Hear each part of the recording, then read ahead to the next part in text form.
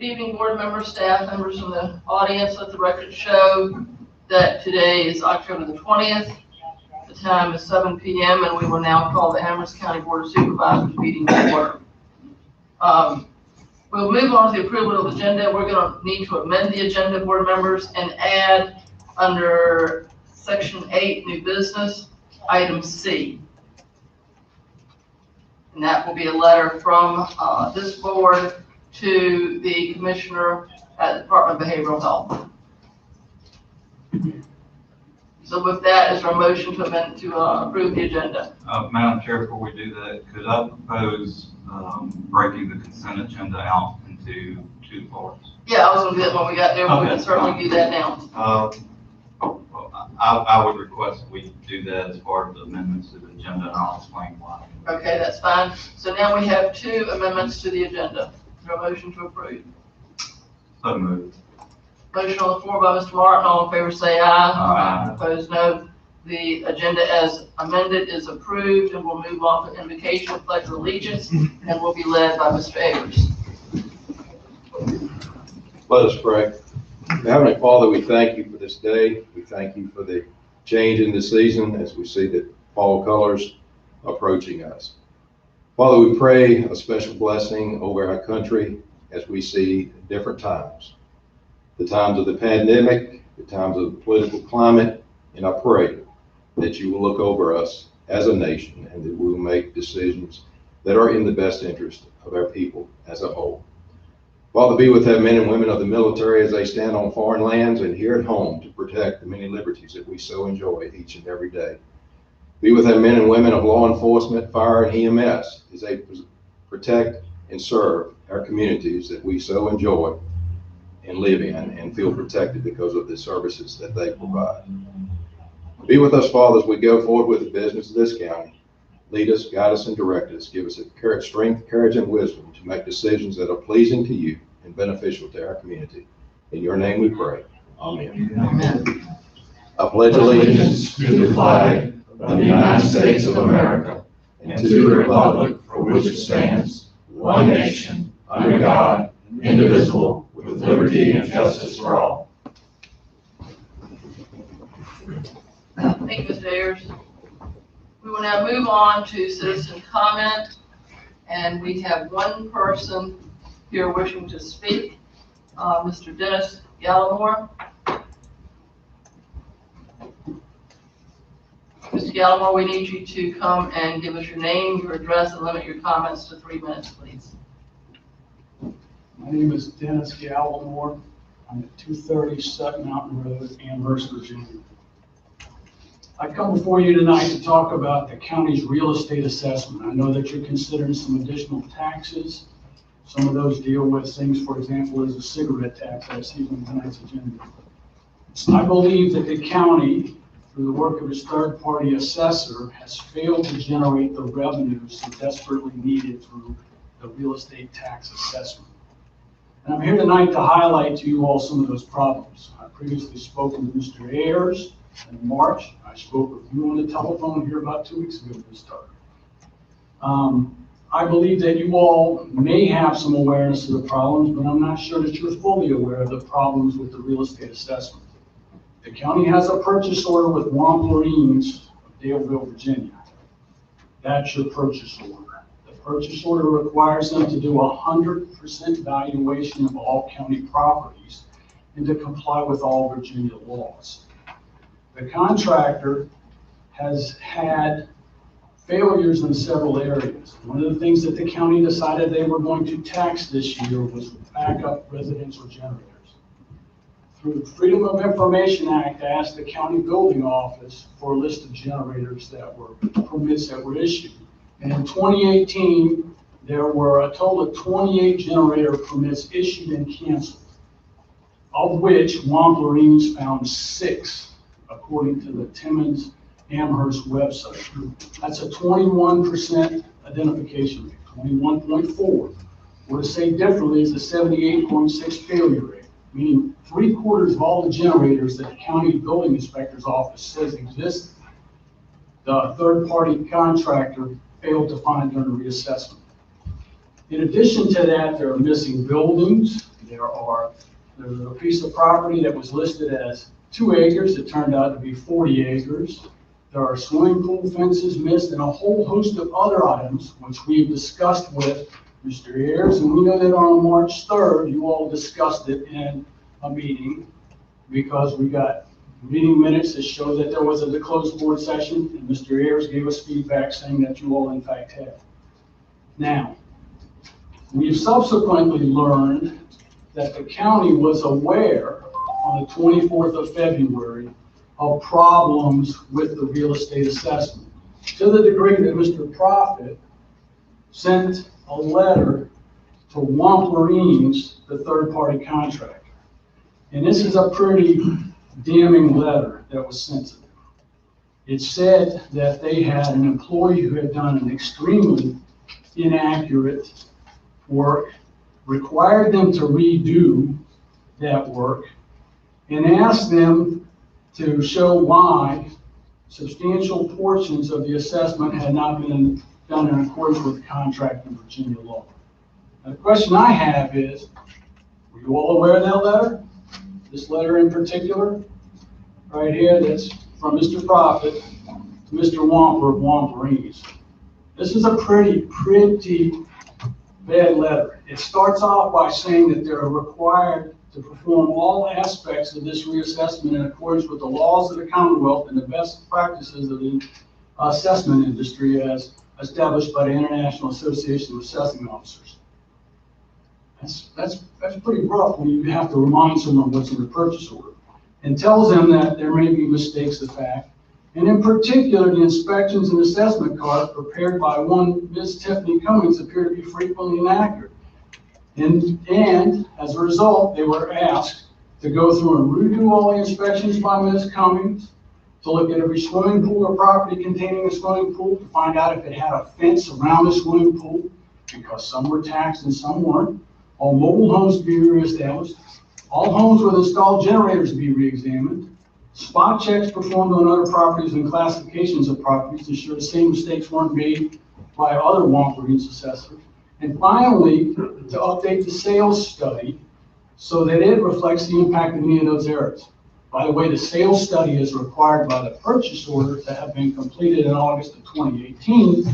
According to a Freedom of Information Act request response, the county does not have that sales study, nor the construction cost analysis, nor any of the other documents that were supposed to be prepared. Which begs the question, were they done or they not done? Mr. Galloway, you've extended your time. I hope that you'll be wrapping up. All of this points to the need for an independent audit. I understand that one was considered, but you couldn't find someone to conduct an independent audit, nor could you find someone to conduct a statistical analysis. Well, the State Department of Taxation says nobody asked them. And if you went to the International Association of Assessing Officers, they would provide you with someone who conducts your audit. And with respect to a statistical analysis, the letter that Mr. Profit wrote, when you go back and look for what Wamplerines was required to redo, they were required to redo 494 properties, which, by the way, if I wanted to take a statistical analysis, I'd only have to survey 377 properties in a 19,000 parcel population to determine the validity of that assessment. So I ask that you all conduct an independent audit, as you all were supposed to do, based on feedback, and that you go through and reassess the reassessment, look for the valuable revenue that you are in fact missing because you owe it to the taxpayers to find that revenue. It needs to be fair, uniform, comprehensive, complete, and I contend that it's none of those. Mr. Elmore, thank you for your comments. All right, is there anyone else here wishing to speak? Before Mr. Hopkins. Bob Hopkins, Director, Amherst County Service Authority.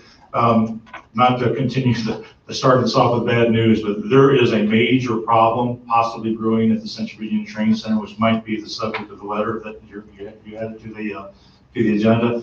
There's just a lot of problems going on down there. Richard and I have been tracking that. We brought it up to Mr. Martin during his orientation tour last Friday, and we brought it up to Mr. Rogers at the county staff meeting yesterday. Just in the last few months, there have been 6 break-ins and vandalism. There is possible, he thinks that there are homeless people moving in. There's indications that prostitution is going on and possibly drug use. And this is something that you all did a great job with Phelps Road School. And Phelps Road School was a single building that sat derelict for a long time. And until the opportunity came up for you all to do something about it, and you're doing a great job. This is 100 buildings on 400 and something acres. My understanding is there's a single security person that's engaged by the state to look after the campus right now, who only works 9 to 5, Monday through Friday. And I've heard that at the end of this month, he will be discharged. So there will be no campus security if that's correct. From my discussions with state staff regarding the training center on other issues, I am more and more often getting the distinct impression that they're planning on closing the doors, walking away, and abandoning the site. And if that happens, what you saw at Phelps Road School doesn't even compare to what's going to happen at the training center. And I'm going to make a strong recommendation that a single letter from the county administrator is a good idea as that is not going to do it. This board needs to get involved and start talking to Senator Newman, Mr. Peake, Mr. Walker, maybe even Klein and Warner and Kane. If this is something that, if this doesn't get nipped in the bud, this is going to be something that's going to saddle this county for a very, very long time. Thank you. Mr. Hopkins, thank you for your comments and thank you for going down there and reporting firsthand what you saw. Yes, ma'am. We appreciate that. Anyone else here wishing to speak? Seeing and hearing none, we will now close citizen comment and move on to the public hearing. The first case will be the cigarette tax ordinance.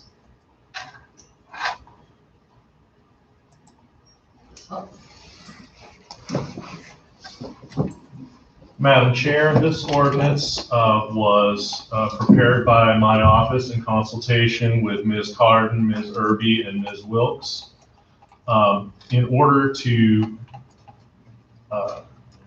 set forth a cigarette tax. It's a fairly typical cigarette tax ordinance that cities have used for many years.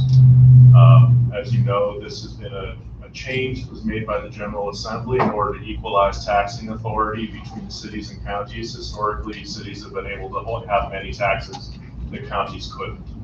The bottom line of how this functions is that the tax on cigarettes is 27 cents per pack, so 1.35 cents per cigarette. And the way that tax is charged is that the treasurer's office, a person who is a seller of cigarettes goes to the treasurer's office, buys from Ms. Carden, stamps, and they can come in various different forms. They can be affixed in various different forms. Typically, it's a sticker that you put on there, whether you do that by hand or with a metering machine. And stick them to the pack and sell the packs. If a person, for whatever reason, leaves the business, decides to stop selling cigarettes, closes their office or their storefront in our locality, they can return those stamps to Ms. Carden for a refund. There's some fairly typical enforcement provisions.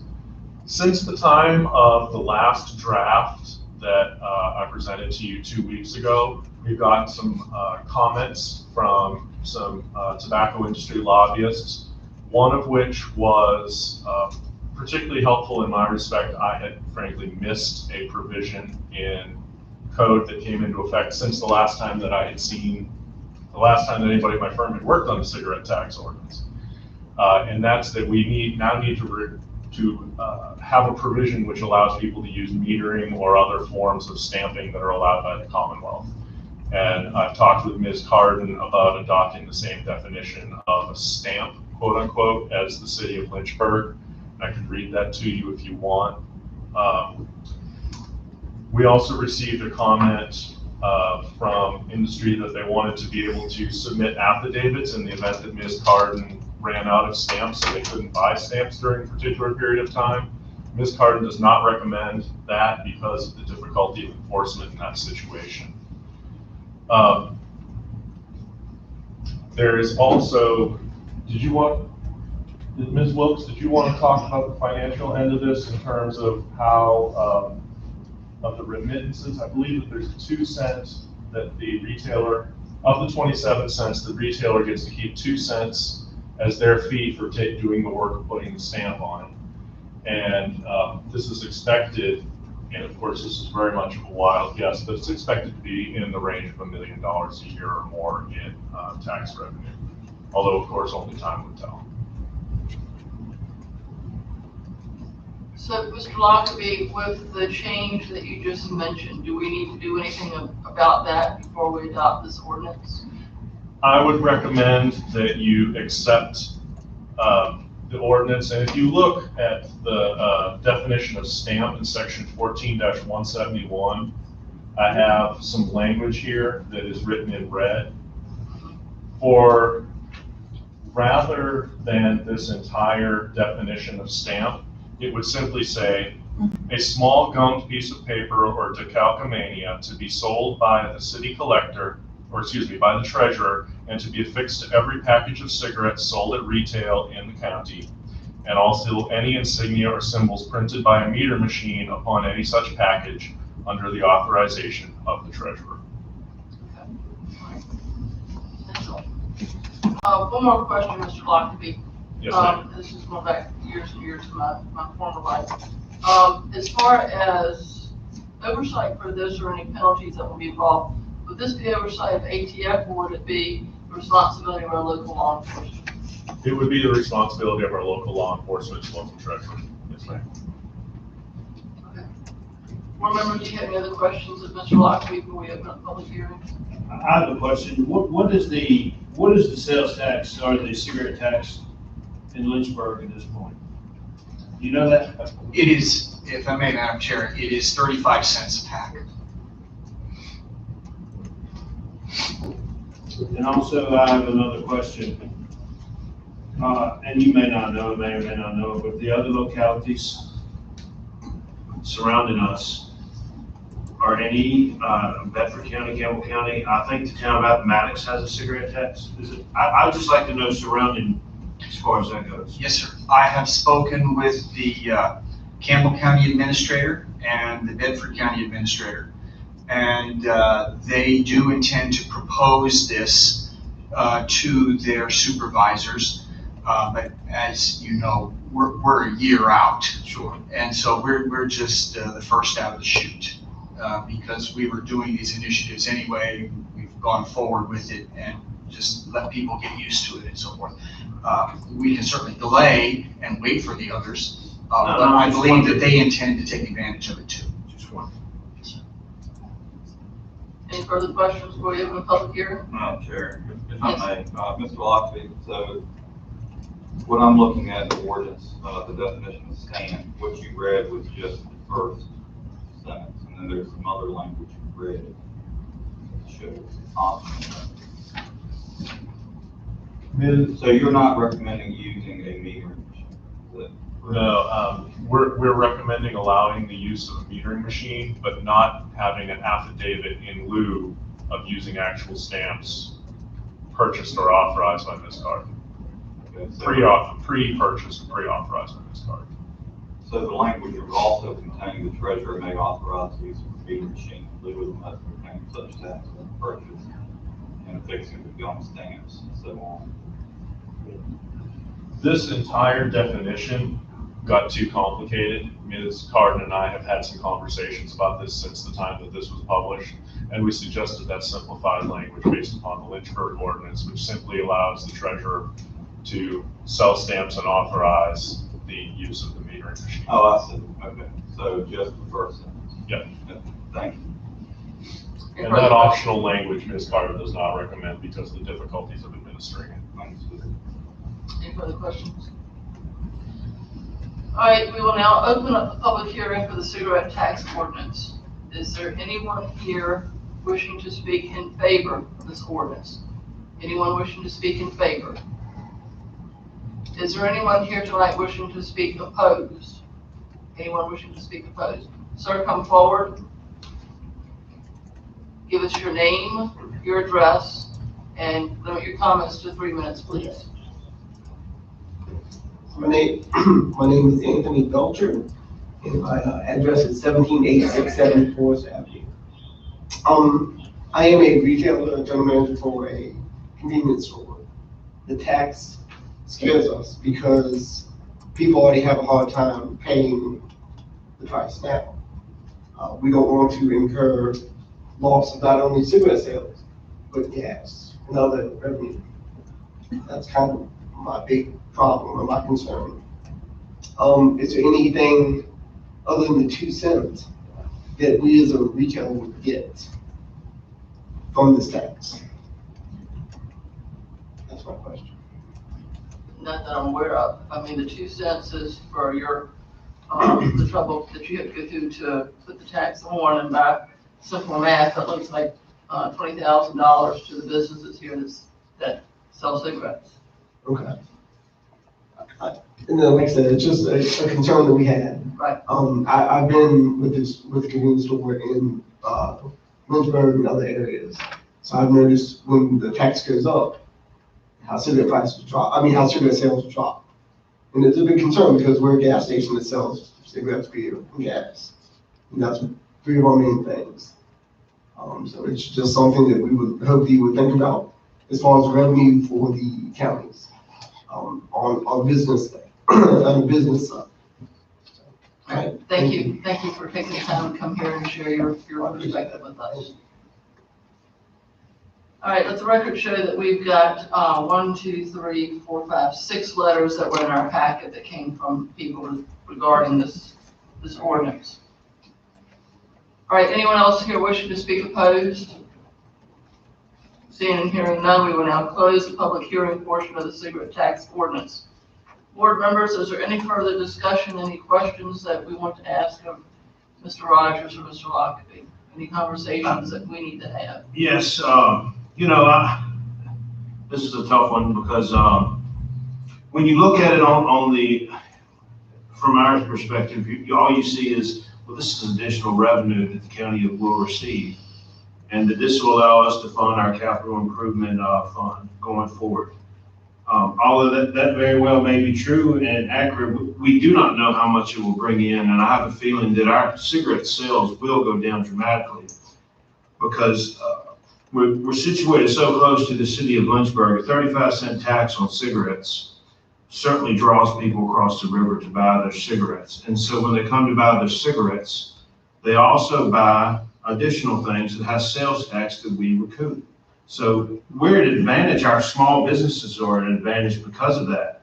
And, so we most likely will receive less revenue in some of those items, and it's going to hurt our local convenience stores pretty heavily. It's also, cigarette taxes usually really fall on the lower income spectrum of the socioeconomic scale. It really does. It hurts your lower income people. They're having to pay more money.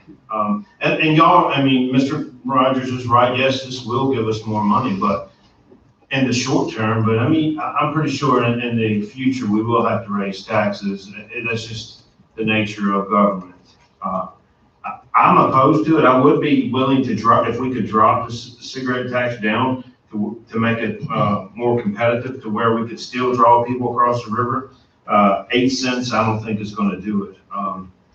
And That's my primary argument is that we are going to lose revenue as well because of and the local business owners are going to be the ones that primarily lose it. And I think we should be cognizant of what they do. And they're operating on gas and other things. They're operating off a very low margin, very low margin. It's often about how much they sell versus, so with that being said, I do not support the 27-cent tax on cigarettes.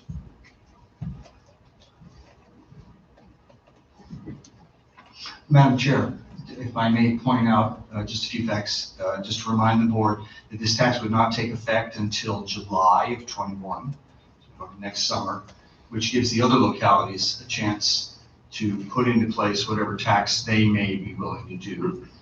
And then it'll take us another year after that to measure the revenue that comes in to know how much it actually generates. But of course, as the other localities set their taxes, there's nothing that prevents this board from adjusting and matching so that we are not less competitive. I think at this point, we're probably setting a floor for the other localities in our region, and we can adjust after we see what they do. Thank you, Ms. Rogers. Board members, I know that this is hard. I know that if you're like me, you got a lot of phone calls about this. Got quite a few. And it's a hard vote. I'm willing to make a motion unless there's someone else who's got anything else further to say. I have a question. Ms. Rogers, can you tell us how we landed on 27 cents? We are following the town of Appomattox' quarter, essentially. And then, our estimate is very loose. The town of Appomattox had 13 establishments that sold cigarettes at a 25-cent tax. They raised $750,000 a year. We have more than 13. And we wanted to provide some amount to the retailers for their effort. And so we added 2 cents for that. And our estimate is $1 million. But we have Sheetz, and we have Murphy's, and we have Walmart, and we have a lot of other stores that they do not have. So we're hopeful that it will raise more than $1 million, and that will allow you all to adjust accordingly. And of course, as was made, the point was made in the letters from the tobacco executives, it's not necessarily a steady flow of income. It's not something we want to rely on in our recurring funding budget, and that's why we propose that it go to the future fund, where we don't draw on it on a regular basis, so we can adjust as it adjusts, if it changes, if it does go down. Thank you, Ms. Rogers. Board members, I want to make a motion that this board adopt the cigarette tax ordinance as presented and with the amendments suggested by County Attorney Mr. Lockerbie. All in favor say aye. Aye. Opposed, no. Nay. All right. Let the record show that Mr. Pugh has voted nay. All right, board members, moving on. Special exception, Mr. Timothy Waldron. Mr. Bryant. Yes, ma'am. Good afternoon. This is a request by Timothy Waldron for a special exception request in the A1 Agricultural Residential District. The purpose of this special exception is to allow for a parking area that includes trucks, campers, and equipment. This lot is currently vacant. It's identified as tax map number 82A 15A. It's just north of Sundown Drive. It's directly on US 29. It's south of Route 151. It's in the southbound lane on the western side of 29. Just a couple things that are going on right now. VDOT is reviewing this entrance. It has not been approved by VDOT. VDOT does believe it's an approvable entrance. There was some discussion earlier about possibly having to do a turn lane. We don't believe that's going to be the case, but we do believe that the entrance that's part of your site plan will need to be a little bit larger and have a little bit larger radius. Land disturbance is also under review. Right now, they have submitted an erosion sediment control plan that we are reviewing and commenting on. Also wanted to point out, this is for a total, the site plan shows for 10 tractor trailer lots. We have a few unique conditions that we've conditioned as part of this approval. I'd like to go over this with you in just a second. I do want to point out that staff spent some time trying to make sure that, 29 is one of our major corridors. It is our most major corridor, and we certainly want to make sure that we protect our corridor. So I want to point that out, make sure I know you're aware of that. But I want to point out that the landscape plan does have 6 willow oaks along the front of Route 29, also 12 Leland cypress that are also between Route 29 and this proposed parking lot. Staff had some concerns about the rear of the lot as well. There's nothing back there now, but it is agricultural zone property. It's a bit of single family dwellings. We also requested that Leland cypress be planted from a screening perspective on the rear of this lot. So wanted to point out that the landscaping that was done. Some of the conditions that I wanted to point out that are a bit unique, we did condition, we did request and talk with the Planning Commission that for the use of this, that the parking lot can only be used to store operative and licensed trucks, operative and licensed campers, and operative and licensed trailers. We do not want this to turn into a junkyard, and so that's why we've made these conditions unique to this request. A lot of the common conditions that you normally see are part of this request. We also stated that in terms of parking, that no more than 20 vehicles, including trailers, campers, and similar units, may be parked in the lot at any one time. Now, the site plan shows for 10 spaces, but if they were to park any types of trailers or campers, they would have room to double that up. So the conditions for no more than 20 for that reason. If they went past that, they would have to come back to the Planning Commission and Board of Supervisors for approval. So that's my staff report. Do you have any questions for me? I do. So this is merely to store these pieces of equipment, right? They're Yes, just ma'am. sitting there. Correct. Nobody's gonna be inside, they're not camping, they're not doing anything. Correct. It's a So it's storage just lot. he's renting space for people to just store large. He has a Mr. Waldron is here. He has a business in Lynchburg. He would like to move to Amherst. He explained to us that he does a lot of business with Greif, and being closer to Greif would be helpful to him. He does business outside of this area as well, but this is a lot that would help him. So he would be moving his business from Lynchburg to Amherst. I'm sorry. Can I ask a question? I have a couple questions. One, if you could actually put the site plan. Yes, sir. Screen, that would be awesome. And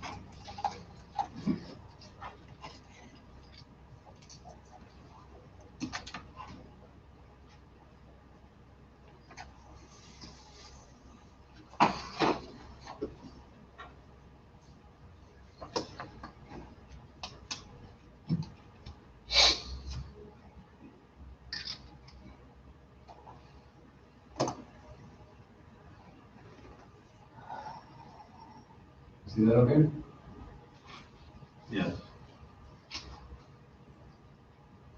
So thank you for doing that.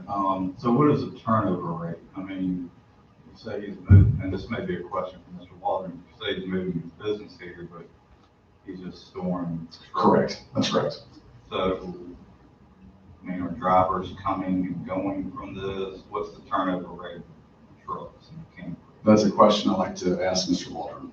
Okay. And secondly, when you go by the site, there's obviously like a berm. Is that berm going to be cut down? Is this lot behind that, or? Some of it will be cut down. The drainage will, if you look at the site plan, you can see where the drainage heads, I guess, southwest towards that detention basin. The drainage heads back towards that detention basin. So I'm just trying to get a feel for where this actually is. Is this behind where the berm is now? Do you know where that open area is? There's an open area as you're coming down the hill. Part of this, it's just to the south of the berm. This area here is the berm. I believe is what you're referring to as the berm. Well, the berm is pretty linear with Route 29, correct? Yes, sir. I believe it's this area is what you're referring to. Right, so it's pretty much behind where that berm area is. Looks like that'll be cut. Yes, sir. Okay, so it's ways off of 29. How many feet is it off? Oh, I don't know exactly. It looks like it's a couple hundred feet. Okay. It looks like it's a couple of feet. That's a 40 scale in the bottom corner. Can you see the bottom right corner? That's a 40 scale. So Maybe 160, 200. Okay. Thank you. Board members, any further questions for Mr. Bryant? All right, thank you, Mr. Bryant. We will now open up the public hearing for a special exception. Is there anyone here wishing to speak for the special exception? Come forward, please, and give us your name and your address. Good evening. I'm Timothy Waldron. I'm the owner of Heritage Transport Services, and I do look forward to relocating my business here. The question was asked, the city of turnover. It may be 2 or 3 trucks a day, mostly on the weekends, but mostly just 2 or 3 trucks a day. I'm only operating 3 trucks. I have more, but at this time I'm not interested in operating any more than 3. So this property would be used basically as a storage facility and an operation facility where I do have a place to put the trucks. So I'm just looking to move out of Lynchburg and to get out here where I can do what I need to do and to be able to have the freedom to be able to do, as well as bring revenue to the county. Any questions? So repairs on your trucks, where will that be done? Major repairs are done at the Freightliner facility and the Kenworth facility. I'm not certified to do major. As far as oil and gas, I purchase fuel from local vendors, as well as oil. So I will not have storage for chemicals on the premises at all.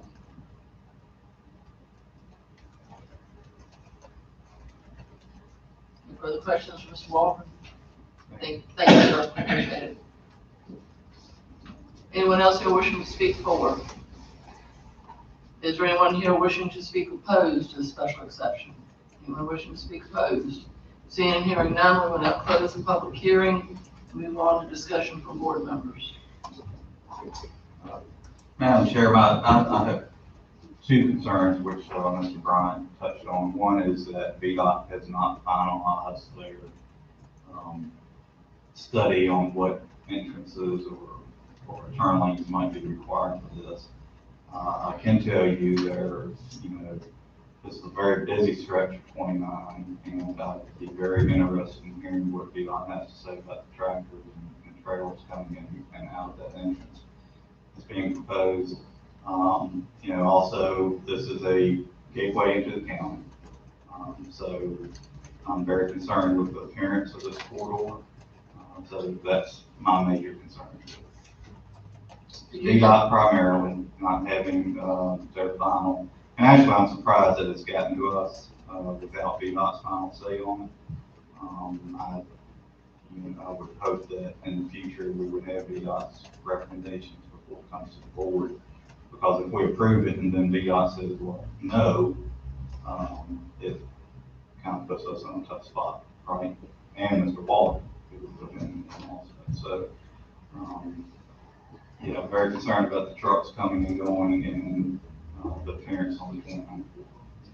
Ms. Martin, did you have any concerns about the erosion and sediment control? No, I'm sure that, all the critical areas will be taken care of. Mr. Bryant's office is well capable of handling. Ms. Bryant, is it possible, I have a question for you. I mean, you seem to feel, you led us to believe that VDOT has given you a good, kind of a good feeling about going forward with this. Is it possible to approve this contingent upon that? Because I don't, it's not going to help him if he doesn't get VDOT. Sure, and I really, Mr. Martin's concerns are great concerns, and we understand that. I did speak to Mr. Kessler with VDOT 2 days ago yesterday about this specific request, and one of my questions to Mr. Kessler was, is this an entrance that you believe you cannot approve? And he said, oh, absolutely not. We believe we can. We believe that the radiuses are going to need to be wider. And so, oftentimes we do recommend approval with the condition that it does go to VDOT. Mr. Martin's exactly right. These are valid concerns. So we feel comfortable, I feel comfortable after speaking to Mr. Kessler that this engineering firm that's been hired can get him there. But that's why we do have it as a condition of the approval. Does that answer your question? It does, thank you. Madam Chair, if I may ask a question too. Did Mr. Kessler also indicate whether a turn lane would be necessary or not required at all? It came up in our discussion, and my understanding is that it's not going to be required at a turn lane. Thank you. Thank you. Madam Chair, Mhm. and Mr. Walden has raised his hand. Oh, I'm sorry, Mr. Waters, you want to come forward? Yes. With the concerns that the gentleman is raising, no, we did not have final proof from VDOT, but they did say that based on the 55-mile-an-hour speed limit that's posted there, that there is enough time for a commercial vehicle to exit Route 29 safely without impeding or causing any danger to the left lane whereby, pedestrians can safely pass. So, we did get, he didn't tell me exactly that he was okay with it, but he did say that he didn't have a problem with it. And he did say that, we do meet, the speed limit sight distance. So with that being said, that may shed some light on what it is you're asking. Ms. Waldron, we thank you for wanting to do business in Amherst County, and we just want to make sure that we do what we can to remove any regulatory barriers to your property. Yes. So that's why we're having these discussions back and forth. And I did purchase the property. I didn't own the property. All right, thank you. Madam Chair, one more thing. Could I ask Mr. Bryant? Mr. Bryant? So I'm assuming that, the plan north, you have the Leyland Cypress buffer, that's what the black dots are. Yes, sir. So why could that not extend the entire length of the storage lot? Are you speaking of the Leland Cypress here, Yes. Why do they not extend the entire length? like all the way down here, No, to the farther out this east, way, to the east. Across the front of the lot, across the front? the entire front, no, of the parking area. Oh, here? Yes. Well, that's a great question. We believe the way we interpret the ordinance is that we're trying to screen the parking area and not the entire drive aisles. So we were screening the parking area. That's the reason. Okay, but as a special use permit, we could impose a condition. Yes, sir. Yes, sir.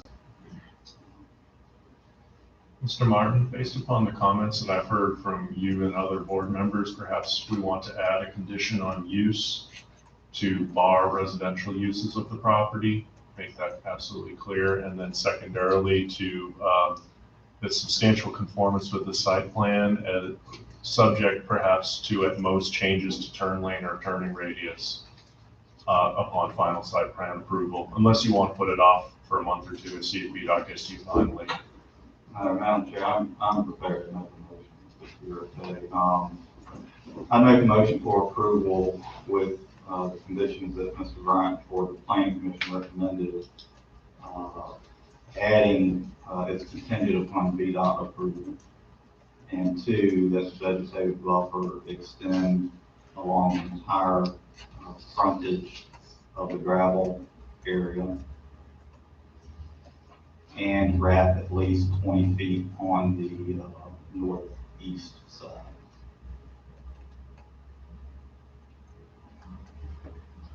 All right, got a motion on the floor by Mr. Martin. All in favor say aye. Aye. Opposed, no. Motion's approved. Thank you, Mr. Walton. Yeah, you don't need to hang out with us anymore. No, I got to work tonight. Thank you all so much. God bless. All right, we're moving on to consent agenda.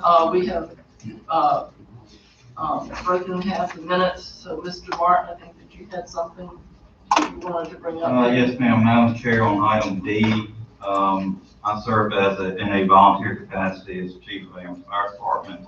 While I received no financial benefit in this capacity, I feel to ensure transparency and to make sure there's no chance of impropriety. I should abstain from discussion and vote on item B, the appropriation of funds, public safety, as it relates solely to Amherst Fire Department. Thank you, Mr. Martin. Madam Chair, Mr. Ayers? I'd like for the record to reflect that I will not be voting on the minutes. I was not present for the last meeting. Okay. All right. Okay, board members, you've heard the comments from Mr. Ayers and Mr. Martin. So with the exception of the financial information dealing with emergency services that Mr. Martin will abstain on, so motion to approve. So moved. Thank you, Mr. Pugh. All right, we got that one. Motion on the floor by Mr. Pugh. All in favor say aye. Aye. Opposed, no. That's now approved. Moving on to the minutes, Mr. Ayers will abstain. Correct.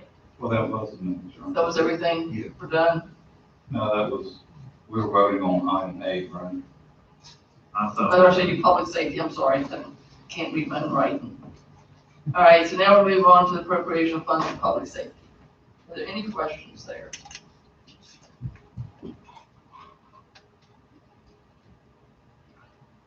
Motion to approve.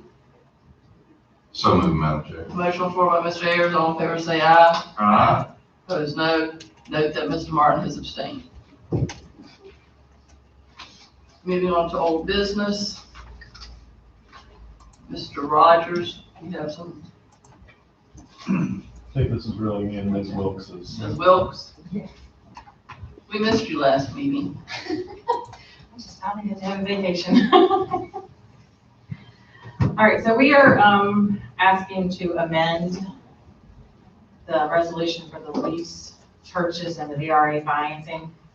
Two reasons. We have to separate our leases, and then when we do that, we also need some more collateral. The Humane Society participates in the shelter operations, which makes it a private activity, and so we will be issuing those bonds as a taxable bond instead of a tax exempt bond.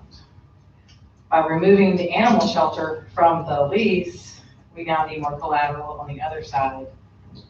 We were using the animal shelter building as part of the collateral for the tax exempt bonds. So all of that is in the resolution and fixed, and it makes all the lawyers happy. Any questions? Board members, any questions? Thank you. We're getting a little closer. We're getting a little closer. All right, board members, is there a motion? Madam Chair, I move that the board adopt resolution 2020-0026-R as presented. Motion on the floor by Mr. Martin. All in favor say aye. Aye. Opposed, no. Motion passes. Thank you. All right, new business courthouse security cameras. Captain Reynolds will be addressing. Captain Reynolds.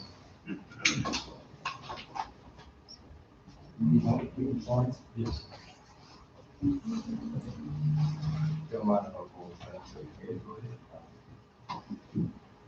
While I was getting that ready, I went ahead and gave you all handouts. The only thing that we ask is, obviously, anybody in public safety knows, we're discussing things that could obviously be problematic. We don't want it going out. That's okay. I appreciate your time. I'm over the courthouse security. We've worked with the county administrator's office as far as some screening issues that we had, as far as personnel that had access to the courthouse. So we've already worked through that issue, which was we're going to do enhanced screening, which includes criminal background checks. And sometimes things like ECOs and things like that don't show up. And we actually had an individual that had a key to the building that had actually assaulted an officer. So, and that's not unusual. It's just something that we're doing. Just hit the down key.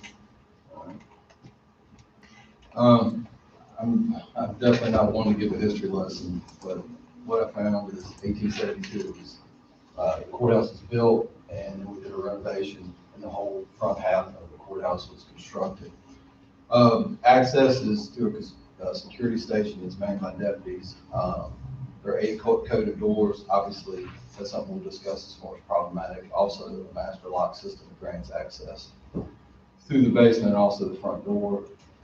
Courthouse structure itself does not have any video or security monitoring system. That actually came up in a situation that we had where some people posted their, I guess, Martin Luther, the front of the courthouse, and made us aware of some things that they were unhappy about. And that was during the July 4th weekend.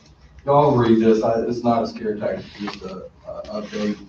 As everyone knows, May 31st, I think Floyd, Virginia Beach, they actually had a scan system. They didn't take a scan key or turn it off. He was able to re-enter the building. 12 individuals were killed. This just shows, obviously, with the climate that you had. I know you all discussed it here. Mr. Ayers had discussed it as far as the political climate. It is problematic for us when we're trying to secure any type of government building, particularly a courthouse, where you have emotional people dealing with, custody hearings and things like that. What we did is we just outlined those. No need for me to go over those. Y'all read the newspapers just like I do. This overhead view of the courthouse building. It's actually the front of the courthouse. The glass that you see is actually the main entryway. One of the things I'd like to point out is each one of those gray doors are a coded access, which means they're programmed, but unfortunately, it's only as secure as the people that don't share the code. And on more than one occasion, we've had former employees that have gone in and eaten in the break room. We've actually had doors propped open and things like that, which obviously is problematic for us and anyone else. So basically what we've done is we've come up with a security plan we feel like addresses. This is just a recommendation. We're going to tell you what we found in the course of our looking at it, talking to judges, talking to other people, marshal service, things like that. We want to create a protective bubble around the courthouse using technology and construction.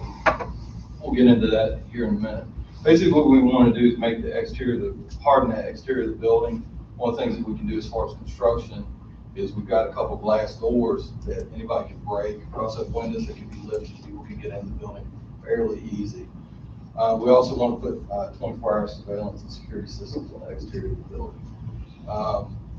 We want to enhance and protect the bubble. This is just recommendations. Again, we're saying to you, this is what we've addressed, what we've seen as an issue, and we would like to work with y'all to figure out a way to come up with the best plan that works for Amherst County.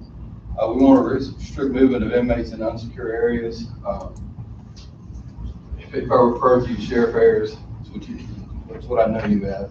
From being over in the courthouse building, an inmate can come up the back floor, back building, back stairwell from the holding rooms downstairs, and can make one right turn, hit a door, and be out in the community.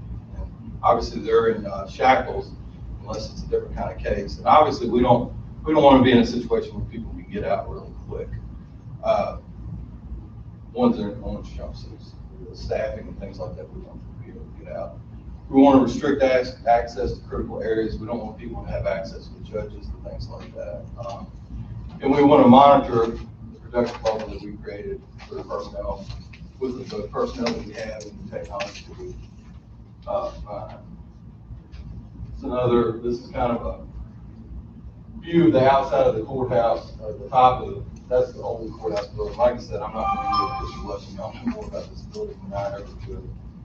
Concept of renovation, we want to harden the structure, prevent unauthorized access, secure it by restricting access, 24-hour monitoring, restrict access to critical areas, and then redundancy. What that is backing the system up and actually giving us the tools that we can monitor who's been in and out of our building.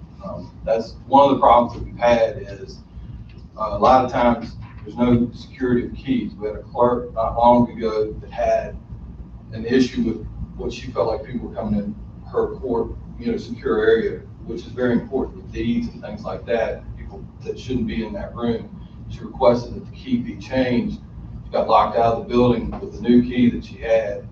She used her old key that was supposed to be different and got right back in. So obviously, this is not like a dig on anybody. It's just, you know, things get older, technology's updated. It's just a way for us to make it more secure. It's just an overhead picture.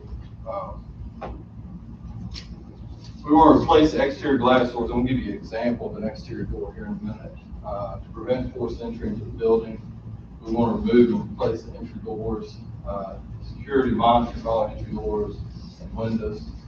On the back side of the courthouse, as you know, you can actually lift a window and come right in. It doesn't do us we can do it. We can secure people coming in and out, but if they can gain access without us knowing, there's nothing we can do. There's nothing right now that if you lift a window and come in the door, you can put whatever you need to in there. Then we want video and exterior surveillance. It's another picture. The reason I took this picture is it kind of shows how, because the way the courthouse was built, not only those bottom windows vulnerable because they're on the ground floor, they've actually had instances where people have been locked out and been able to jump on that flat roof and open the second story window, which obviously that's housing. And this is another picture. I'm not going to point out. Captain Reynolds? Yes, ma'am. And I don't want to interrupt you, but at any point in time, don't feel like you have to give us all of this information here. Okay. Okay? All right. I mean, I want to. Yes, ma'am. All right.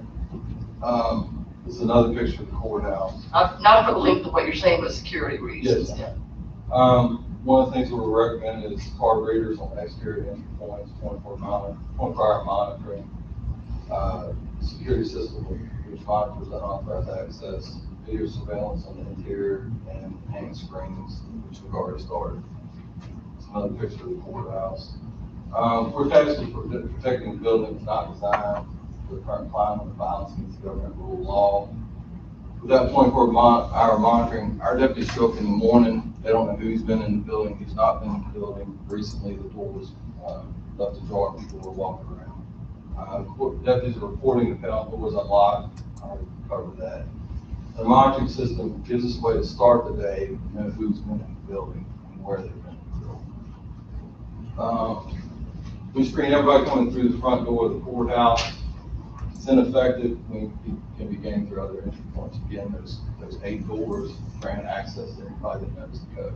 And just because I give the code to somebody I trust doesn't mean they're not going to give it. I mean, inadvertently, hey, you want to come over for lunch?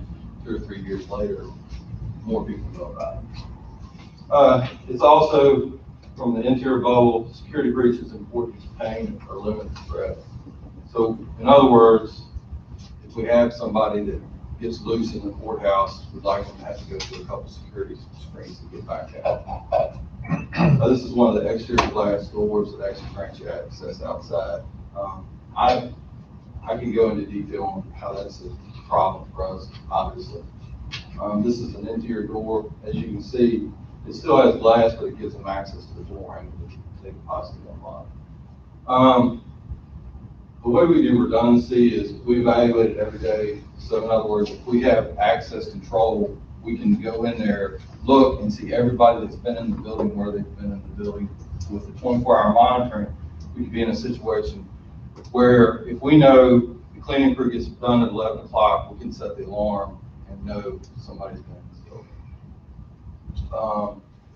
At each security upgrade, we want to increase reliability and potential security breaches before a critical incident. This is just some funding resources. I'll let you go through that. That's outside of my scope. Basically, in the current climate, it's important for us to harden our facility, and that goes into some of the things that we've dealt with since I've been here. We're just asking for assistance. We want to make you aware of what we have over there. I know some of y'all reached out to us and said, hey, this is what we've heard, and this is just kind of an update. Like I said, we've got, I can answer any questions that you may or may not have. We just want to make you aware of what we're dealing with and just answer any questions you may or may not have. Board members, any questions? Yeah, some of the things that you mentioned, sir, you know, doors propped open, keys not being disabled, isn't that like, that's just logistics? I mean, shouldn't the staff in the courthouse not be propping doors open? And shouldn't there be ramifications for that if they're doing so? And shouldn't the keys be disabled? I mean, there should be a process put in place. So, I mean, it looks like if you could take care of some of those things, the forefront, it would help, right? The issue that we have is, there's a couple of things. One is just like when we talk about cleaning staff and things like that, we don't know, from a key standpoint, we don't know, we aren't in a position to do an inventory of keys because we weren't, I mean, we haven't been, in other words, the county maintains the locking system. So if keys are made, we don't know if people, we know at the sheriff's office who gets in and out of our building because of the keys that we issue out. We're so far down, since 1997, keys have come and gone. We don't know who has the key. I mean, we could rekey the building, that's an option. There's a lot of different options, but what you're, like on the punch keys to go in, we can change that every day. And it's still, all it requires is you to make a phone call and you have somebody that you want to be in the building. We don't have any control of that. I mean, we've got clerk's offices and other people that all we can do is deal with what we have, which is ask them to come through the front door.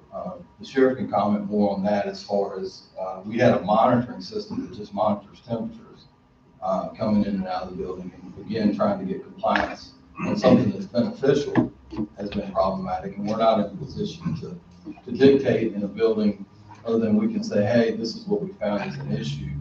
Here's some, you know, possible things that we can do to fix it.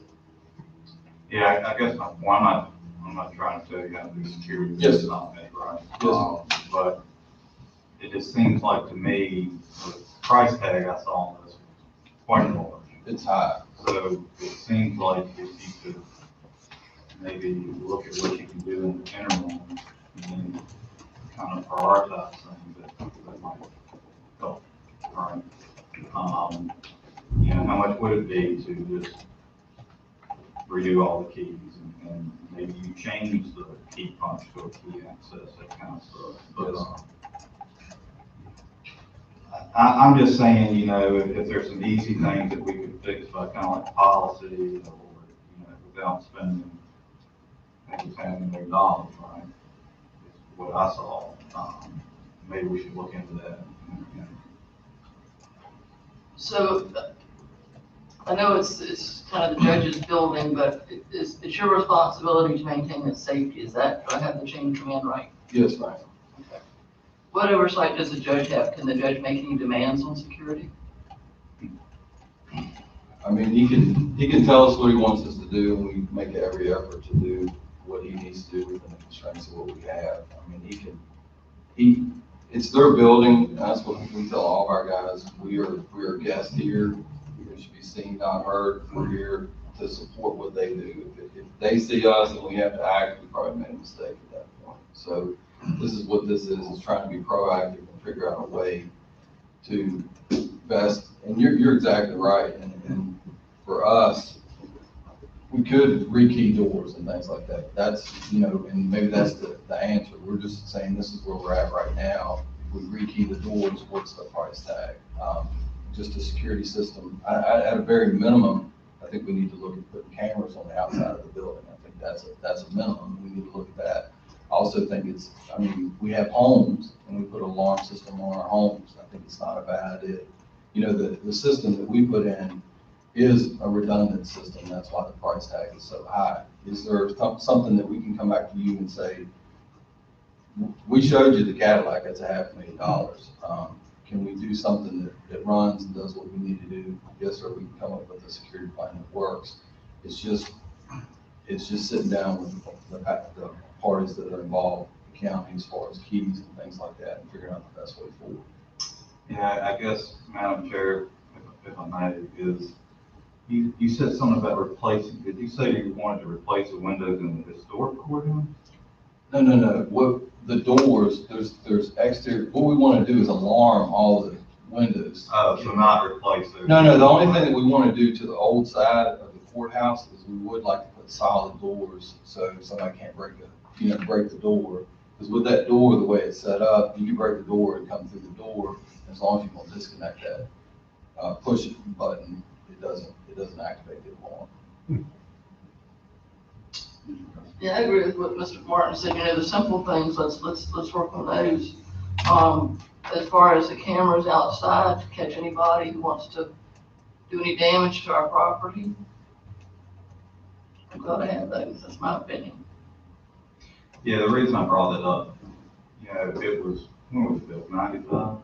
That's nice. It's a beautiful building. Yes. Right, so, I mean, let's maintain security while, still trying to maintain the appearance of the building. Yes. That's what I'm saying. And as the chair stated, let's kind of do the easy things and then work up a list of the rest of it. Prioritize. Yes. Any further questions, board members? So it's my understanding that you've already started putting some things in place like background checks. I guess that's for staff that will. Yeah, anybody that has access to it, we work with the county. Anybody that has unauthorized access, we do have not unauthorized, unrestricted access. So they have keys to the building. I think we'll have to sit down with the county and go through, okay, here's an inventory of keys.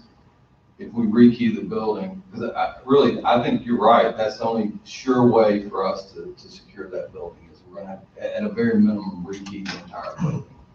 And that's fairly expensive, but maybe that's what we come back to and say, this is what we have. But like I said, at a very minimum, I do think we need to get rid of those punch codes, because it does cause a problem for us, is because we can't secure them. We can change them every day, and like I said, it's just a conversation away from somebody having access. And same thing with the monitoring on those windows. I mean, they could simply lift those windows and, they're in the courthouse, or if they just crack it a little bit, they could drop contraband inside the courthouse, and we're dealing with that. Any other questions? We appreciate what you do, for sure. Thank you. Appreciate y'all. Sheriff, did you have anything you wanted to say? Well, I was just gonna say that the question was asked about the judge, or he can put an order out to us and tell us to do these things, but I don't think he wants to do that to burden the county with the expense of all that. The push button door openers, that's a big problem. Like you said, somebody can sit back, even an inmate can go into the jail when you bring them in, the guards bring them to the jail.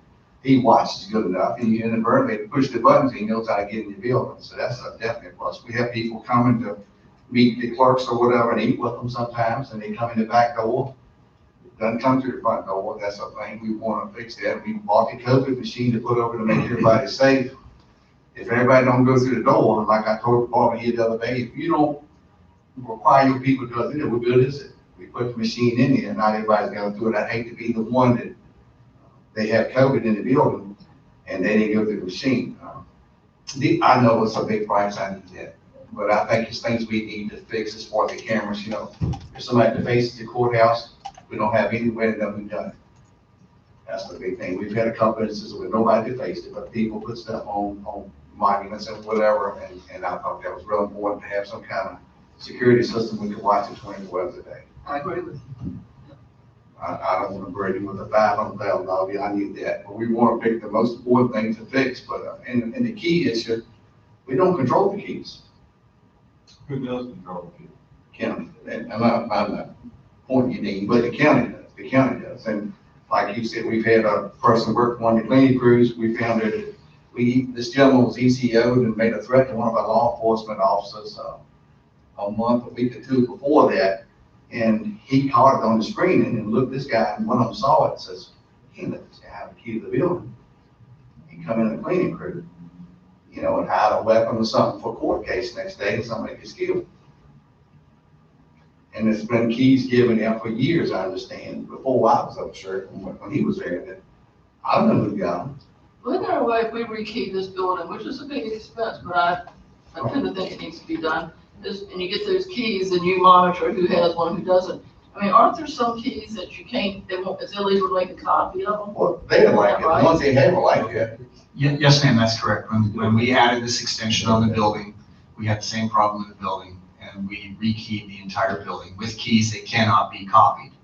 They have multiple levels on them, and it sounds like it's time to do that for the courthouse. The same boat we were in. Well, as a way forward, oh, I'm sorry, sir. Oh, no, I was just saying you could limit access. That's what the schools have done. They've limited access to very few doors. That's something you can look into. Right. You know, we're about to enter budget season. And so we kind of have two strategies here, and I think we ought to pursue both of them. One is to price out each of the projects, and then they can all be scored and prioritized and brought forward to the board to do the same. But as part of that, I think we ought to also lump them all together and see if we can't get a bid to take care of it all and get some sort of economy of scale that might end up costing less. I don't know whether, because you're talking electronics, you're talking keys, you're talking construction. There's a lot of different pieces, and it might best be handled one project at a time, and we start with the most important and work our way through. But we'll work with the sheriff to price each of these things out and bring them to you to prioritize. I will add the key cards, while we were so pointed, if we had a system and something terrible happened in the courthouse, with a computer, we could lock doors. That's what I like about that system. You know, you could lock doors where if you had keys or whatever, people could go push the button, they go out the door. With the key cards, you can lock everything down. I like that. I really like that.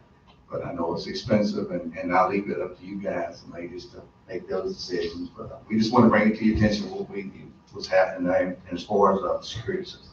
We appreciate it. We know that took a lot of time and effort, and so thank you for the Yes, research. you're doing a great job on it. Thank you, sir. Madam Chair, I have another, I guess. I'm sorry, hold on. Are there policies in place for building access currently for staff? I don't know who can answer that question. Policies again, I'm sorry? For access to buildings, like do not leave the door propped open, and if so, there are ramifications for that? I'm not aware of any in particular. This hasn't been an issue for us. That's part of the issue, which is why if we do the key cards on the outside, and we can come back with how much that costs. But the problem is you don't know who went through that door. One of the things when Sheriff Harris installed the system there, he knows exactly who's coming in and out of the building. When they come in, it's all locked down. So that was, that's the real benefit with the key card system. If you give somebody a key, if there's 30 keys, you've got 30 different people, and what has happened in the past is they give them to not necessarily an employee, somebody that's working, a custodian or somebody else, then, again, we have a situation where people can get in. Plus, you can tell, you can look at the key card on the computer and see you come in the building. We had that happen. I've been made aware of our clerk of the court several weeks ago where she came up here one morning real early and way before the deputies get there.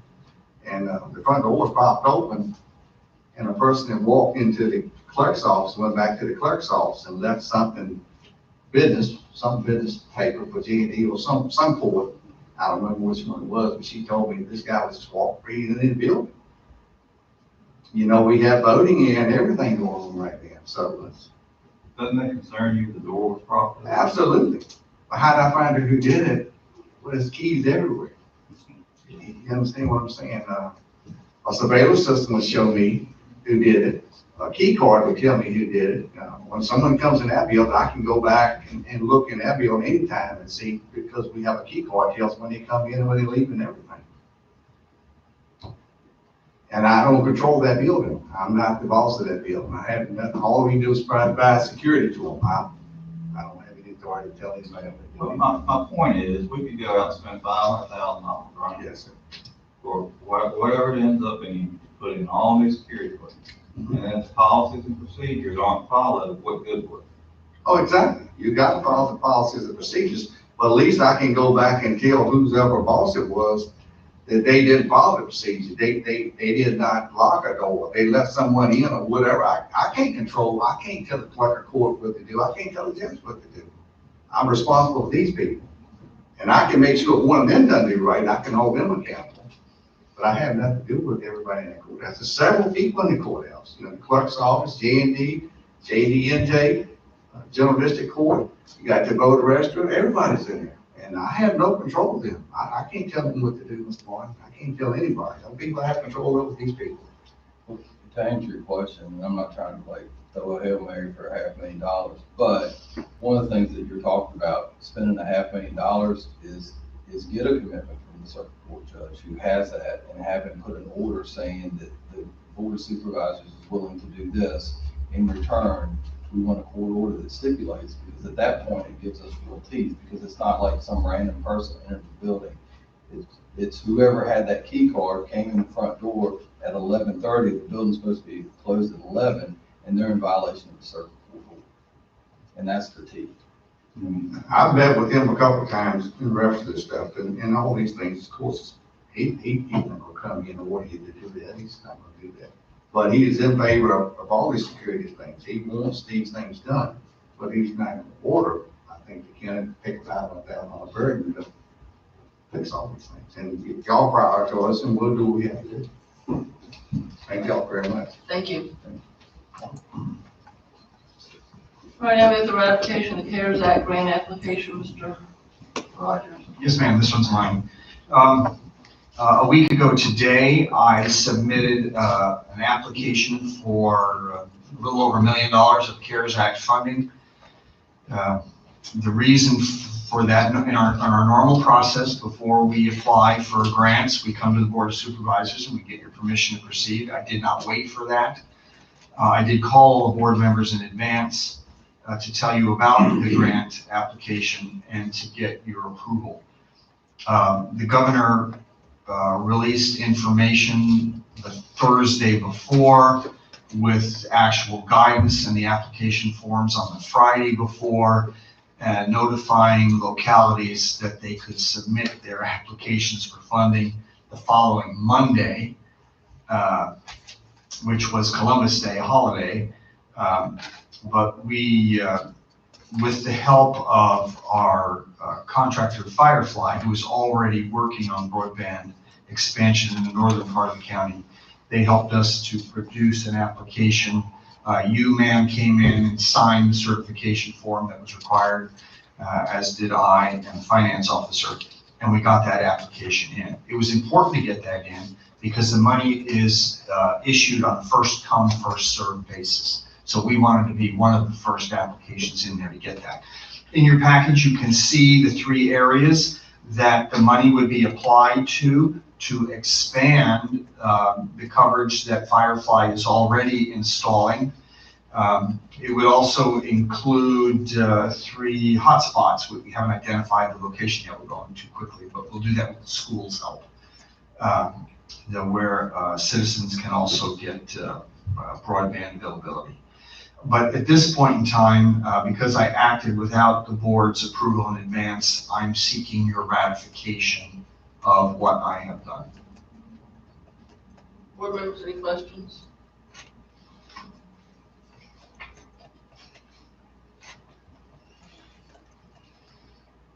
Madam Chair, I'll go ahead and make the motion that the board ratify the county administrator's action to apply for additional broadband expansion funding and the attached application. Motion on the floor by Mr. Pugh. All in favor say aye. Aye. Motion is approved. Thank you, Mr. Rogers. Thank you, ma'am. And please convey our appreciation to staff. They work on a holiday and they really worked hard to get this thing done. And so we can get it in front of the line. Yes, ma'am. Hopefully we'll be successful. Hope so. The next item is the addition to your agenda. You heard from Mr. Hopkins. That information comes from our new, or his new assistant, who, Mr. Richard Hall, who was recently employed at CVTC as a facility manager there and is familiar with what's going on there. I have, today I made calls, left messages with DEHDS to try to get the latest information on their plans. I haven't got that information yet. And so I drafted this letter that you have before you as an expression of our concern, of the board's concern, that DBHDS not walk away from that property and allow it to become more blighted than it is already beginning to be. I think one of the most significant portions of the letter is really the list of copy recipients, which includes local media outlets. We do not have the authority to force the Commonwealth to do anything with regard to that property. But we know that we have the support of our regional localities and organizations as partners in the planning effort for CVTC. And I think it falls to us to take the lead to begin to apply pressure to the Commonwealth agencies that are involved. And the only thing we can do, tool that I see, is to use the press to do that. And of course, our political delegates of various kinds and representatives and regional organizations that are partners with us. So I've drafted a letter for the 5 of you to sign that I would send to the Commissioner of the Department of Behavioral Health and Developmental Services. And then to the extent that one day that they actually declare the property or portions of the property excess and the ownership of the property transfers to the Department of General Services, we'll continue to work with them as we have, and if necessary, apply similar pressure. The problem is that none of these agencies have any funding to deal with that property. And the Commonwealth has a track record of abandoning properties.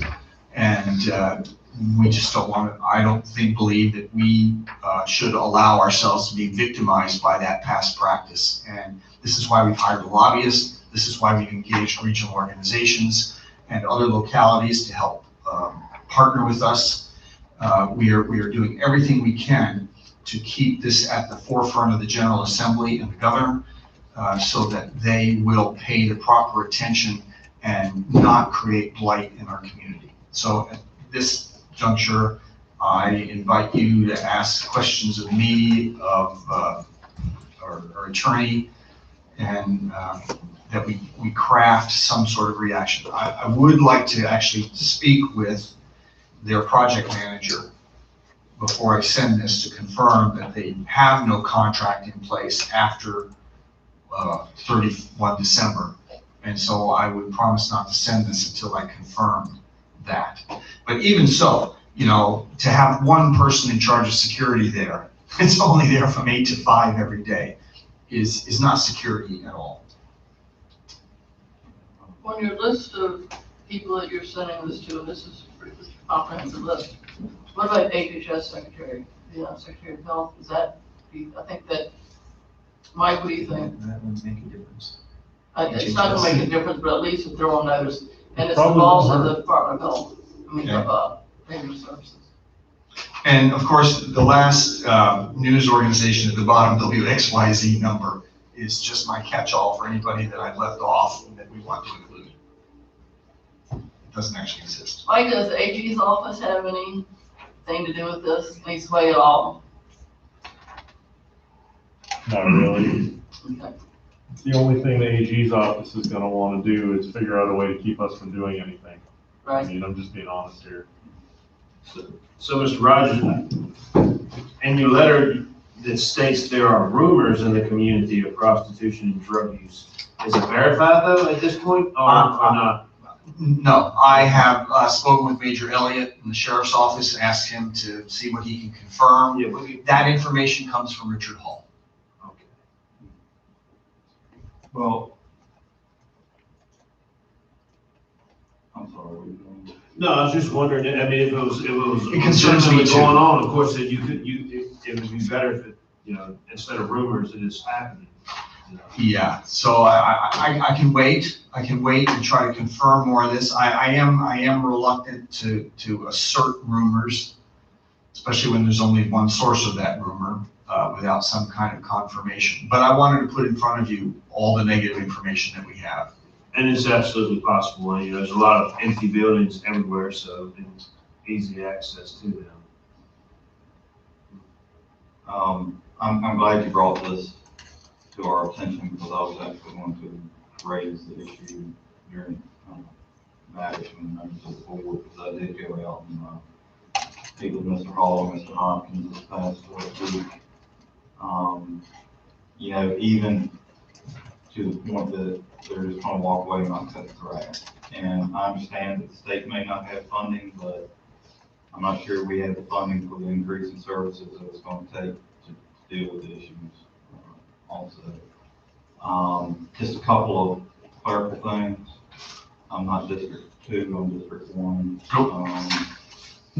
And you may want to put WSET on the list. And the mayor of Lynchburg is Mary Jane Dolan.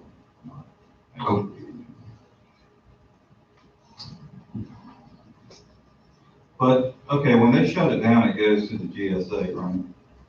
When they declare it excess, Which will be, when they declare it excess, which is as simple as a letter. They just need to write a letter and describe the area that they want to declare excess. So that's their escape route. And then it actually falls to the Department of General Services, and they are set up to care for properties to whatever degree. But at least we're keeping it in front of the people that are going to matter when it comes to, I mean, DGS has no funding for this. You know, they'll need funding to care for it.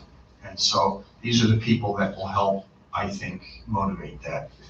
It's kind of disappointing. I mean, I hope that it changes, but we hold our citizens to a standard.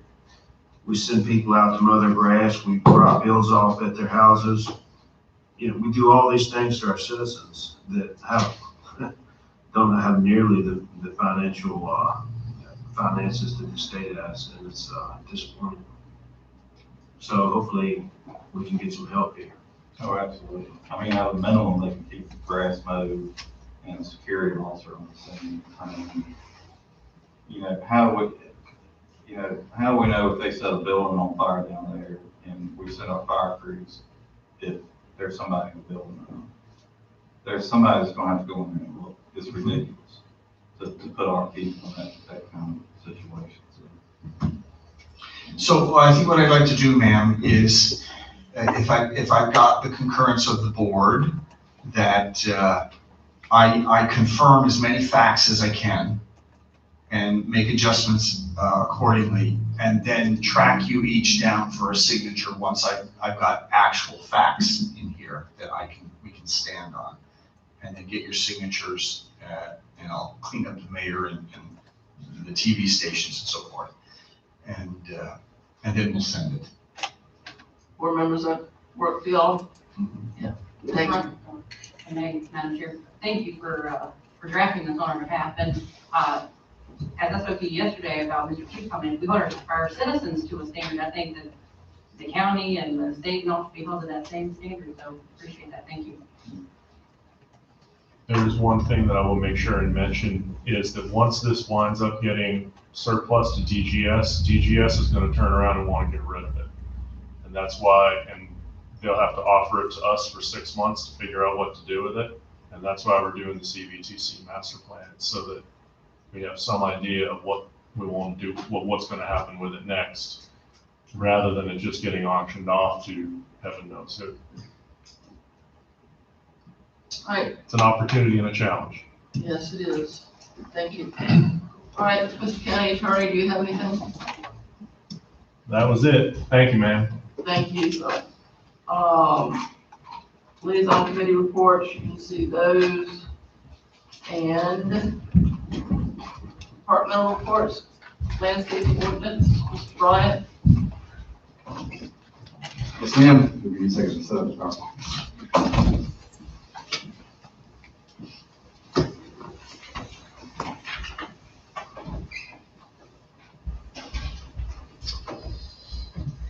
I've scared 2 of you off already, and I really have a quorum for that. Okay, Mr. Rogers asked me to present to you some of the regulations that we do. This is only a very small handful of the things that the Community Development Department deals with.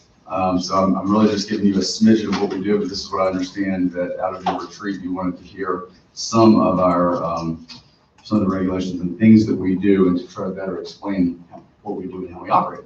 So with that being said, Some of what I'm gonna go over tonight has to do with site plans, our landscaping ordinance, our sidewalk ordinance or regulation, and then weed, trash, and inoperative motor vehicles, which are all part of and enforced by the Sheriff's Department, but we work very closely with the Sheriff's Department through community development. So in general, there's three types of site plans. So what the public will experience is either a plot plan, a minor site plan, or a major site plan. The plot plan is what we call the document that is attached and submitted for a zoning permit. So when someone applies for a zoning permit, that can either be for an accessory structure or for a house, we seek a plot plan. It's typically a simple plan. It can be a hand-drawn plan that shows where a building's going on a parcel. It can be a plat with a hand drawing of where that accessory structure goes, for example, in relation to a building, in relation to property lines, in relation to roads, and in relation to drain fields, are the typical things that are on a plot plan. So it's a very simple plan that we use, and it's really a communication tool where we engage citizens to really start to think about where their property lines are, where the drain field is, and you'd be surprised how many people don't know if they're in a drain field or public sewer. It surprises us all the time. But again, it's what we use to engage the public through the zoning permit process.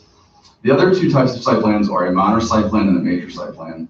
And let me roll through.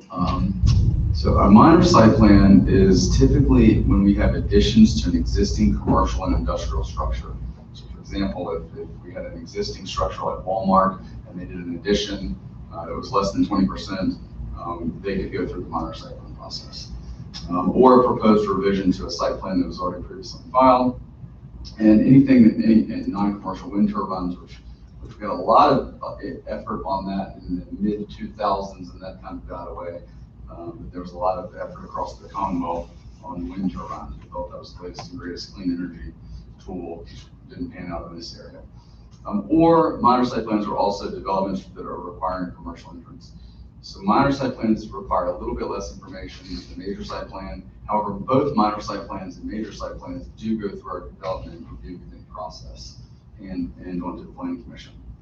What we did is we tried to make a process that wasn't so cumbersome as the major site plan, but still got the details needed through that process. A major site plan is anytime we have any new commercial, any new industrial. So if you have a new a restaurant that comes in, is a major site plan. Additions that are greater, additions to commercial and industrial structures that are greater than 20%.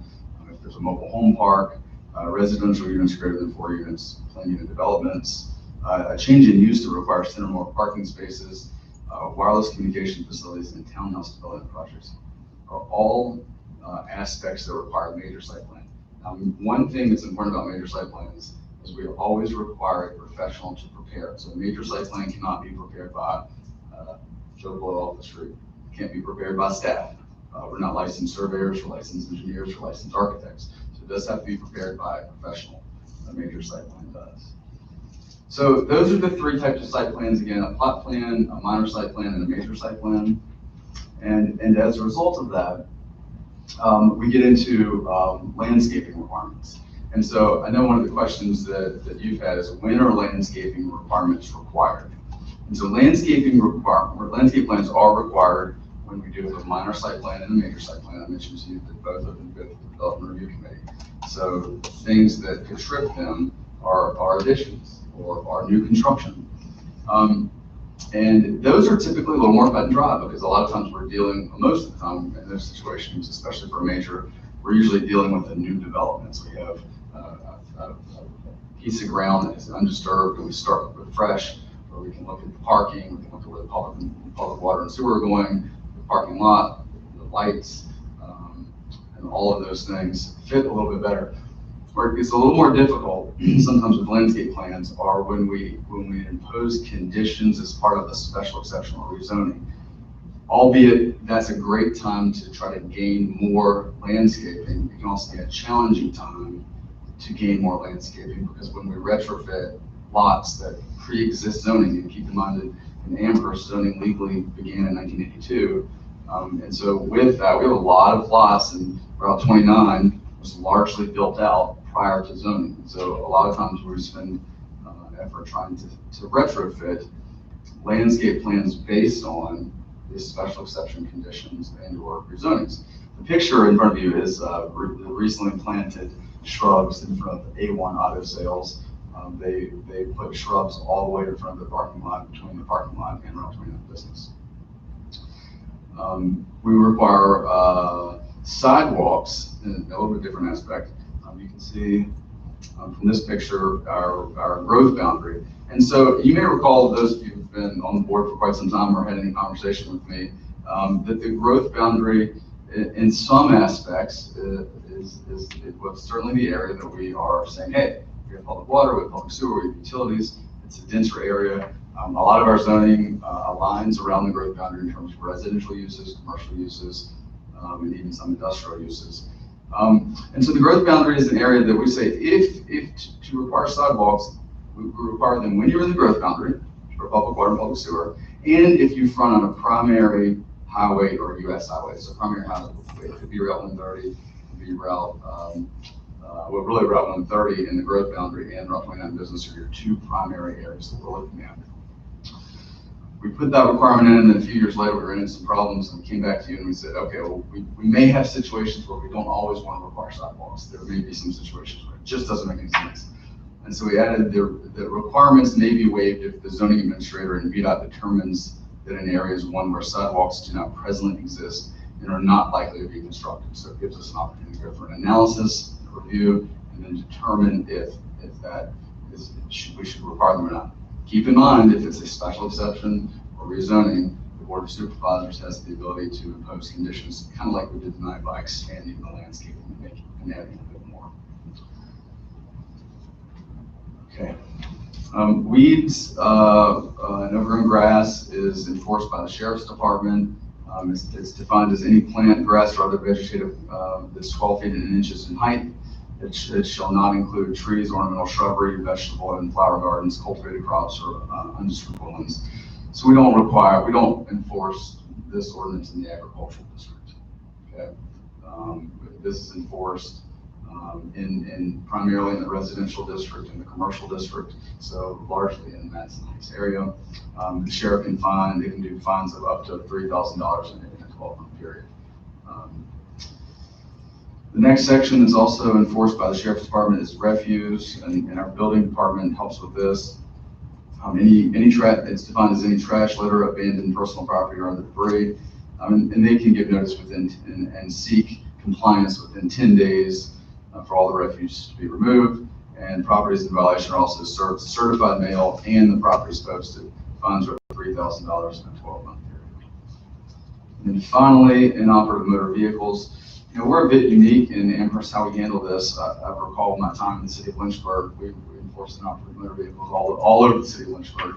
In Amherst, we're a bit unique because in the agricultural district, you can have up to 3 inoperative motor vehicles, but in residential districts like the R1, the R2, the R3, and the RMU1, which is Old Town Madison Heights, you cannot have inoperative motor vehicles. They still need to be screened, shielded from view, or in a fully enclosed building.